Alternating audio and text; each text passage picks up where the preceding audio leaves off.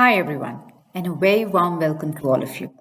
My name is Madhulika Rajahan, mother, author, green energy enthusiast, and a certified Lean Six Sigma black belt expert. In today's episode of All Things Lean, we will talk about storytelling and how it can be used to create better designs. So, before we even start, let's understand what is storytelling. Designers use storytelling to get insight into users, build empathy, and reach them emotionally. Designers create personas to represent target audience and add conflict to stories that reflect their user journey and problems. Crafting stories can help designers better understand what users want from the solutions. So, how does storytelling work in design? Good stories always captivate audiences. In user experience design, you use storytelling throughout the design process to ensure that all work focuses on users' needs and the value you want to give those users. After completing design research to understand your users' needs and desires, you use your insights to tell a story about who your users are, what they need, and how you'll provide that. This story makes it easy for everyone involved in the project to empathize with the user and ensure that their work matches the story.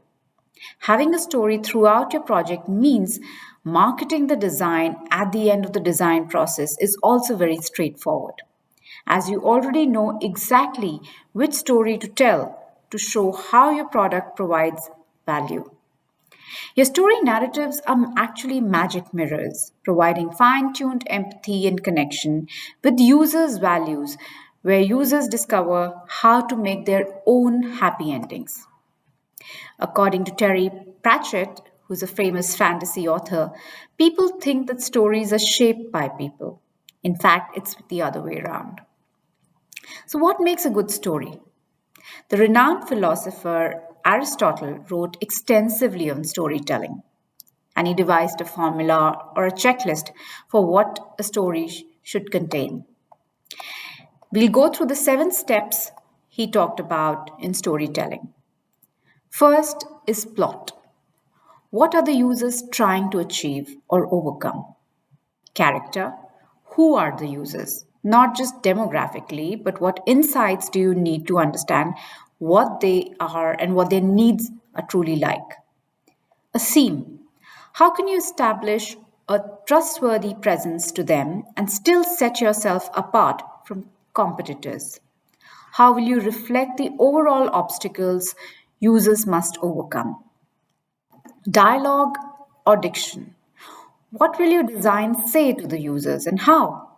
Does a formal informal tone match the expectation? How much text is appropriate? Melody. How will the overall design pattern appear pleasant and predictable to users, moving them emotionally? A decor. How will you present everything so that the graphics match the setting the users can sense? How can a classic design or stylized niche layout meet their expectations? A spectacle. How can you make your design outstanding so users will remember it? Keeping these 7 steps in mind, you can go about creating your story for the users.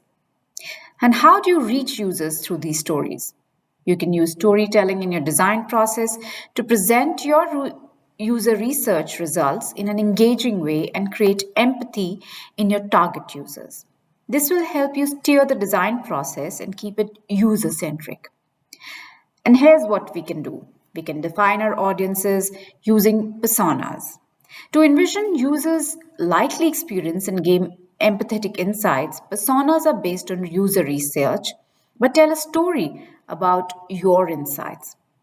For example, persona might be, say, a person called Rick, who's 47-year-old manager struggling with his work family life balance. He even works on his train commutes, feeling drained. He wants a better control of his life. Creating a plot with conflict. To make the personas heroes and envision how they can overcome specific problems using your design, make this a mapped out journey or a storyboard with each person's aim clearly defined. For example, how Rick discovers your yet to be designed product for time management app online.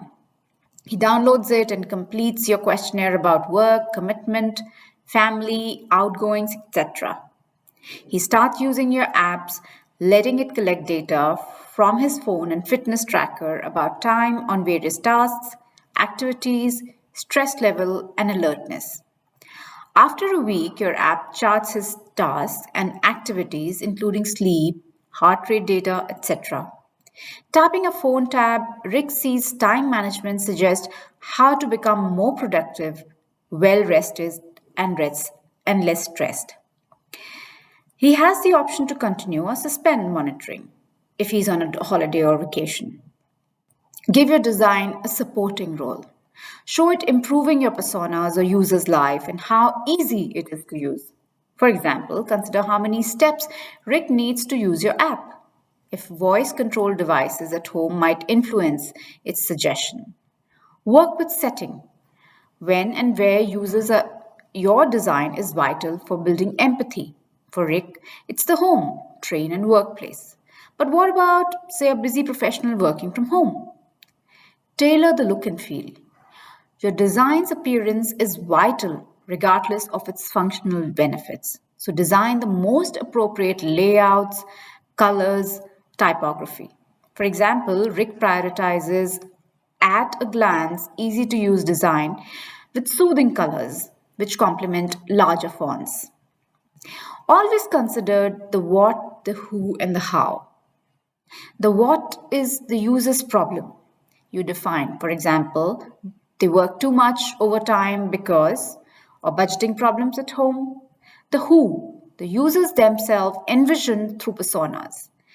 This includes people who play influential role in the main user's persona story. You can identify them using customer journey maps. The hows, your story arc with a beginning, middle, and end. From the introduction of the players at the beginning, you build towards a bigger problem, with many factors can affect, and finish with a happy ending your design delivers. Ultimately, your design should predict your target user's actions at every level possible. Testing will help you confirm how successful it is. So, with this, we come to an end of this edition of All Things Lean. Don't forget to like and subscribe and comment in the comment section. Until next time, this is your host, Madhulika Rajahan, signing off. Have a wonderful day ahead.